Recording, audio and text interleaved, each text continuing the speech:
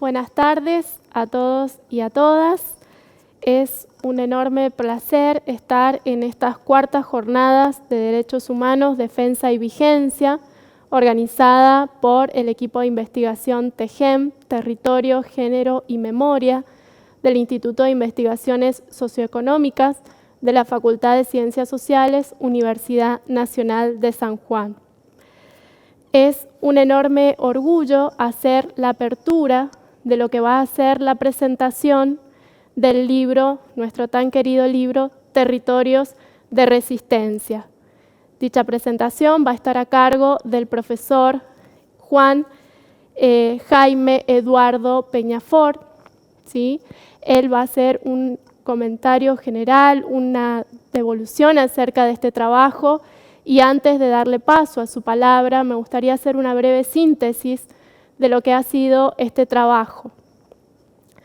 El libro significa un trabajo colectivo que reúne una serie de investigaciones de sociólogos y sociólogas de la Facultad de Ciencias Sociales, que trabajan y colaboran en este equipo de investigación, que hemos denominado TEGEM, y cuyas investigaciones han estado dirigidas y coordinadas por el doctor José Casas, y la línea principal que ha orientado la reunión de estos trabajos ha sido, o su hilo conductor, por así decirlo, ha sido trabajar sobre la última dictadura militar argentina.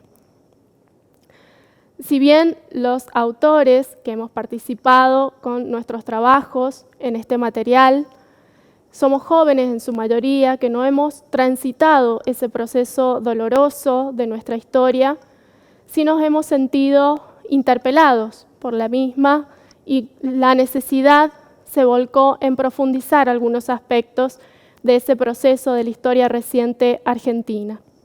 Me gustaría nombrar, para cerrar, quiénes han sido los autores de este trabajo. Entre ellos encontramos a José Casas, Gerardo Larreta, Gabriela Agüero, Celina Aguilera, Marcela Donoso Ríos y quien les habla, Andrea Climent. Ahora, sin más preámbulos, quiero dar paso a Juan Jaime Eduardo Peñafort, contarles que él se ha desempeñado como profesor titular de las cátedras Estética Crítica del Arte, Hermenéutica del Arte, Historia de las Ideas Argentinas y Latinoamericanas en la Universidad Nacional de San Juan. Actualmente se encuentra jubilado, pero también ha desempeñado tareas como ser director del Instituto de Filosofía de la Facultad de Filosofía, Humanidades y Artes de la Universidad Nacional de San Juan. Es un enorme placer y un orgullo que él sea quien presente este libro titulado Territorios de Resistencia. Adelante, Eduardo, muchísimas gracias. No, muchísimas gracias a ustedes y muchas gracias por el perfil. En primer lugar, yo quiero agradecer a los autores del texto Territorio de Resistencia la invitación para participar del acto de la presentación del libro, porque además de la importancia del tema, destaco el tremendo esfuerzo que debe haber significado realizar esta publicación en un año tan difícil y esperanzado como el 2020. Expresar mi satisfacción por esta nueva concreción en el marco del proyecto editorial Viento Sur y de la Facultad de Ciencias Sociales, pues esto significa cumplir con la misión de difundir la producción de conocimiento y contribuir con la búsqueda de sentido de la comunidad. Felicitar al equipo de investigación que abordó un tema importante, profundamente conmovedor y por motivos que expondré, necesario de tratar específicamente en nuestro presente. No hablo de un presente abstracto, hablo de hoy, de ayer. La obra incluye trabajos de un grupo de sociólogos y una estudiante avanzada conformado por la licenciada Andrea Climent, la licenciada Celina Aguilera, la licenciada Gabriela Agüero, el licenciado Gerardo Larreta, el doctor José Casas y la señora Marcela Donoso Ríos. Yo recomendaría a cualquier persona que tome este libro que lea con mucha atención el resumen inicial, porque permite un acceso muy fecundo a la lectura de todo el texto. En el mismo dice, por ejemplo, este trabajo trata sobre un grupo social heterogéneo, una generación cohesionada por su práctica militante radicalizada, que actuó en la Argentina durante uno de los periodos más dramáticos y violentos de la historia argentina en el siglo XX.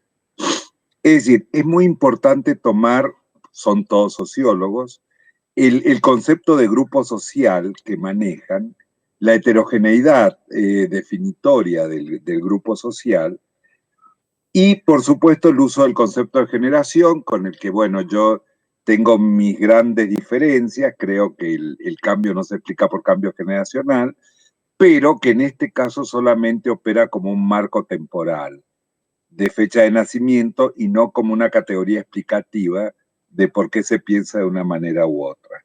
Es decir, que yo lo admito en este uso para situar cronológicamente el texto. ¿Cuál es el objetivo que se propone frente a este grupo social?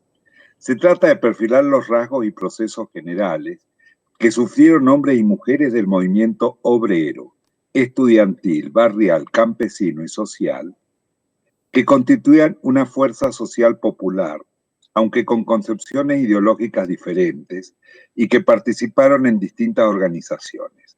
Esto es un concepto absolutamente central porque la determinación de las concepciones ideológicas, en este caso, no depende directamente o en una relación sin mediación de la situación infraestructural, de la zona estructural, sino que se plantea una relación problemática y que el texto aclara entre ideología y la situación de base.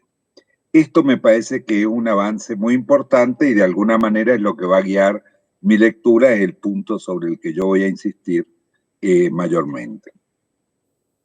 ¿Qué es lo que unifica este grupo, que es heterogéneo, por supuesto? Se plantearon la transformación revolucionaria del país en luchas y acciones contra la dictadura militar entre el 66 y el 73. Cuando hablamos acá de una transformación revolucionaria, podemos hablar de un amplio campo de resistencia que va desde la participación en formas políticas particulares, como puede ser un partido, el peronismo o algunos sectores del radicalismo, a los grupos armados que emergen a fines del 60. Es decir, que es un espectro muy amplio del concepto de revolución que, por supuesto, puede parecer un leitmotiv muy repetido, pero que es fundamental aclarar que lo revolucionario en este caso es muy amplio porque abarca desde sistemas totalmente compatibles con elecciones dentro de las democracias liberales y también con actividades insurgentes. Después apareció como una fuerza social popular en principio. Acá se plantea una secuencia de visiones de este grupo. Primero como una fuerza social popular, posteriormente como grupo terrorista, luego como grupo vulnerado y sobreviviente, como demonio, y finalmente con la realización de juicios de lesa humanidad como un grupo testimoniante, dando el papel que le tocó cumplir a los sobrevivientes, que llevaron consigo las secuelas del genocidio y que afectó a toda la sociedad argentina y en particular a ellos.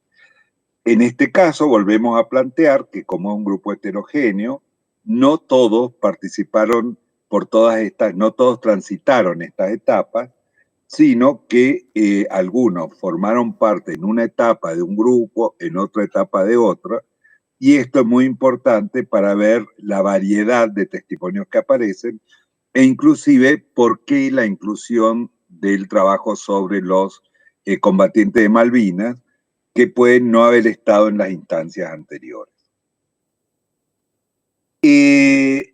Esta secuencia tiene que ver con la historia general de la Argentina y por lo tanto esta diversa caracterización del grupo depende de la gran historia argentina, es decir, no es la historia local, sino que es la historia general de Argentina durante todo este largo periodo, que abarcaría desde la reacción contra la dictadura militar implantada por la Revolución Argentina y que coincide con la última etapa, Levington-Lanuse, que es la constitución básicamente de estos grupos, y luego allí aparece todo este concepto de terrorismo.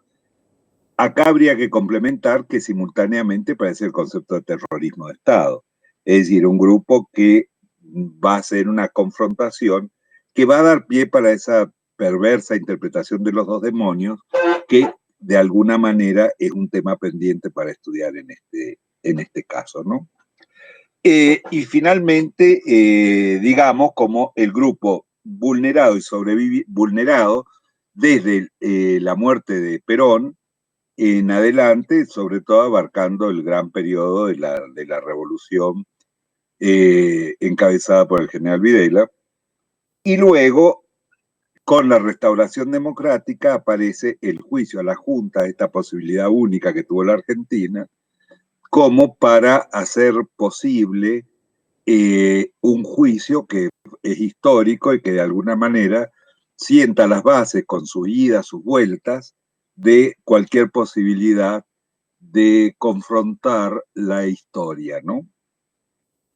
El objeto de investigación del grupo fue el análisis de los distintos momentos en relación directa con los sucesos generales que sufrió esta fuerza social, de tal manera que puede delinearse el proceso histórico argentino a través de ella, de estas transformaciones del lugar social de estos grupos.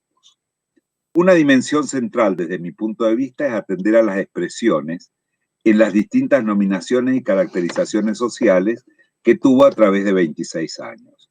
Este trabajo sobre el lenguaje me parece que es el otro punto que hay que prestarle mucha atención, porque probablemente esta lectura de las formas del lenguaje social, de las categorías que aparecen del sentido común, son justamente las que pueden permitir la inserción de un discurso sobre el tema de los derechos humanos en los grupos populares. En la medida en que no se trabaja el concepto del lenguaje, sino que se trabajaría en abstracto o en teoría, obviamente que esto quedaría todavía hueco. Por eso el trabajo que hace el grupo sobre los lenguajes y sobre las denominaciones es muy importante. En síntesis, se trata de sujetos políticos y discursos políticos operantes en San Juan. Metodológicamente subyace una hipótesis sobre la forma de experimentar, sentir y pensar la totalidad social. Y acá vamos con otro tema muy importante, que es cómo han recabado la información a partir de los protagonistas de esta etapa, donde no solo aparece lo ideológico en el sentido racional, sino que se toman formas de experiencia, formas de sentir y formas de pensar la totalidad social. Los grupos estudiados son emergentes de una vivencia de lo social que traza relaciones con los valores sistemáticos y formales, hegemónicos y contrahegemónicos de la época, pero que también los tensiona. Es decir, no son meros emergentes de una línea hegemónica, sino que están en permanente diálogo y tensión con las líneas hegemónicas y contrahegemónicas. Es decir, en ese sentido explica la cantidad de disidencias, la cantidad de separaciones de los grupos, porque no aparece como un epifenómeno de una hegemonía, una contrahegemonía, sino que aparece como un proceso en permanente tensión. Los investigadores ponen el foco sobre la descripción de esta experiencia en proceso, es decir, no de una experiencia de pasado, sino una experiencia que va sufriendo diversos procesos, o lo que llamaríamos mejor de un proceso en solución, donde aparecen sentimientos pensados y pensamientos sentidos. Es decir, este doble juego de pensamiento y sentimiento en el texto, si bien no se explicita por los marcos teóricos que manejan, pero este concepto de estructuras de sentir me parece que es un básico para interpretar los análisis cualitativos de los informantes.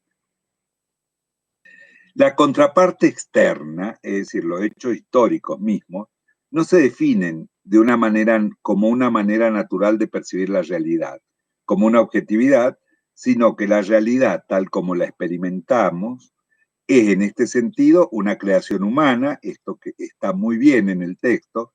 No hay hechos históricos objetivos, sino que se va construyendo a lo largo de de todo el proceso y de todo el momento histórico.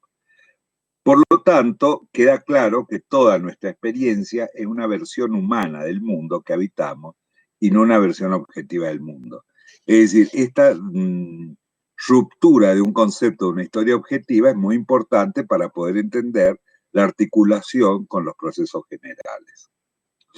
La interpretación de los cambios de la determinación del sujeto político en los lenguajes permite acceder a la actividad de los sujetos. Las mujeres y hombres son sujetos activos, no escrituras o meros productos de determinadas ideologías o concepciones de mundo. Las sociedades se hallan constituidas por sujetos que operan como receptores activos de significados, valores y creencias ya formalizados. Es decir, las ideologías están formalizadas, pero los sujetos no son meras expresiones de estas ideologías, sino que están en el proceso de formalización y por lo tanto aparece el concepto de sujeto social de una manera muy clara. Ese sujeto puede ser individual o colectivo. Esto está marcado muy bien en el texto porque se puede hablar o de sujetos individuales o del grupo como tal. Estas sociedades constituidas por sujetos que operan como receptores activos de significados, valores o creencias ya formalizados son sujetos cuya experiencia de la totalidad social y material presente es dinámica y cuya actividad puede, por lo mismo, tanto aceptar como contrariar aquella totalidad. La circunscripción a fenómenos locales permite transparentar esa actividad de un modo privilegiado. Es decir, en una historia local como es esta, permite captar esta dinámica entre el sujeto individual y el sistema completo de ideología y valores de una manera que en una historia general es muy, muy difícil tomar. Estos grupos son expresos políticos, básicamente que pasa de ser un grupo vulnerado a un grupo testimoniante, y el funcionamiento de la prensa escrita sanjuanina durante la última dictadura militar. Probablemente el capítulo sobre el que yo insistiría un poco, porque es un momento complejo del periodismo sanjuanino, y probablemente habría que buscar no solo la prensa escrita, sino sobre todo la televisión. Es una época marcada por la hegemonía y la difusión de la televisión, y podría llegar a aumentar la información al respecto. Las prácticas políticas de estos grupos son experiencias constitutivas y constituyentes de la sociedad. Su determinación diseña así la cultura de un periodo breve, entendiendo por cultura un resultado vital específico de todos los elementos de organización social general. Lo social viviente, lo activamente presencial, lo que en definitiva se encuentra como formas móviles nunca definidas en pasado. En la práctica, las formas fijas constituyen formas singulares y en desarrollo. Esto es importante porque aparece la dinámica histórica y no estamos hablando de un hecho del pasado, a pesar de que se trata de un hecho acontecido en un tiempo pasado, pero que es un proceso que sigue abierto, y estas calificaciones sociales son categorías del pensamiento social que pueden seguir evolucionando. Allí es donde aparecen, me parece, tres trabajos muy interesantes: Los trazos de la memoria político-religiosa en San Juan, Experiencia y testimonio del Grupo de Reflexión de Guadalupe, un tema que yo creo que no, al menos hasta donde yo conozco, no había nada publicado, y que plantea un corte central que es latinoamericano, pero que es la congresión en San Juan. Es decir, que fue toda la profunda conmoción del Concilio Vaticano II en el mundo occidental. Digamos que es una gigantesca ruptura que sin historias locales esto queda totalmente incomprendido, porque una cosa son las declaraciones del obispo de Medellín y otra cosa las formas de transformación litúrgica, etcétera, que pueden haber asumido algunos grupos, pero que no asumieron toda la problemática social. Allí, sobre todo, creo que también el ecumenismo posterior al Concilio Vaticano II hace un aporte muy interesante en esta etapa en Argentina, en el diálogo con las iglesias protestantes, muchas de las cuales son totalmente diferentes del enfoque actual de las iglesias protestantes. Por supuesto que está el capítulo más conmovedor y el capítulo que yo más conozco, porque también he presentado el texto de las detenidas mujeres, que son las mujeres que testimonian, experiencia de mujeres en situación de pérdida forzada de libertad en contexto del terrorismo de Estado en San Juan. Nuevamente, es casi intolerable la lectura de este capítulo por la crudeza de los testimonios. Yo he presentado el texto que escribieron las detenidas de Devoto y realmente es muy difícil leerlo por el grado de crueldad que aparece. Y finalmente las representaciones sociales de los excombatientes de Malvinas, que es muy interesante porque no tienen que ver con el protagonismo de los grupos contrahegemónicos ni hegemónicos, sino que es una última etapa del proceso militar que provocó la apertura, a pesar del desastre bélico, la apertura de la democracia. Las representaciones sociales de los excombatientes es un tema que está muy estudiado, pero muy poco localizado también. Por lo tanto, en el caso del equipo de investigación, es un aporte totalmente nuevo. También creo que es todo un filón a seguir investigando, dado que se plantearon una serie de transformaciones ideológicas de la Argentina que terminan, por ejemplo, unos años más tarde, con el servicio militar obligatorio, que es el fin de la imposición de una ideología de la generación del 80 que aparecía como inmóvil y como algo que parecía que no iba a cambiar y que de alguna manera es el reaseguro de la desaparición de los golpes de Estado clásicos en el sentido de los ataques a la democracia iniciados en la década del 30 al Estado democrático argentino. En ese sentido, me parece que es el comienzo de una etapa distinta donde se pueden llegar a plantear de manera distinta las cuestiones conexas con los golpes de Estado y con los grupos de apoyo que participaron en estos golpes cívico-militares, religiosos, económicos. El aporte de los trabajos se engrama con la tradición teórica de interpretar la superestructura como forma de conciencia, típica de las investigaciones de la segunda mitad del siglo XX.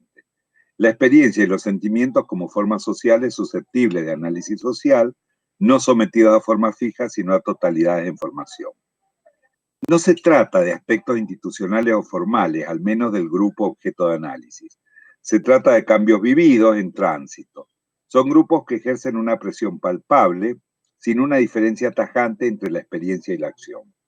Las concepciones de mundo se incluyen, al igual que las creencias sistemáticas, pero son modalizadas en las prácticas en una escala que va desde un asentimiento formal, con una disensión privada, hasta la interacción más matizada existente entre las creencias seleccionadas e interpretadas y las experiencias efectuadas y justificadas.